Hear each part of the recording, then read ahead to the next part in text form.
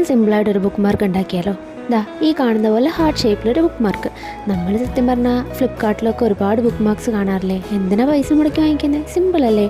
ഒരു കഷ്ണം പേപ്പർ എടുക്കുക സ്ക്വയർ ഷേപ്പിൽ, എന്നിട്ട് അതിൻ്റെ രണ്ട് സൈഡിൽ നിന്നും ഉള്ളിലേക്ക് മടക്കി കൊടുക്കുക. എന്നിട്ട് താഴത്തെ പോർഷനിൽ നിന്ന് നേരെ സെൻറ്റർ വരുന്ന പോർഷനിലേക്ക് മടക്കി കൊടുത്തിട്ട് തിരിച്ച് വെച്ച് ഒരു എയ്റോപ്ലെയിൻ ഉണ്ടാക്കാൻ വേണ്ടി നമ്മൾ എങ്ങനെയാണോ ചെയ്യാറുള്ളത് സെയിം മടക്കൽ തന്നെ മടക്കി, എന്നിട്ട് അതിനെ വീണ്ടും തിരിച്ച് വെച്ച് മുകളിലത്തെ പോർഷൻ യൂസ് ചെയ്തിട്ട് ആ ബ്രെഡ്ത്ത് സെയിം മെയിൻറ്റെയിൻ ചെയ്തുകൊണ്ട് അത് ഫില്ല് ചെയ്യുന്നു. അതിനുശേഷം എന്താ ചെയ്യേണ്ടതെന്ന് വെച്ചാൽ വീണ്ടും തിരിക്കുന്നു. ഇനി നമ്മൾ അതിൻ്റെ താഴെയുള്ള പോർഷൻ വീണ്ടും ഒരു എയ്റോപ്ലെയിൻ ഷേപ്പ് പോലെ മടക്കി കൊടുക്കുന്നു.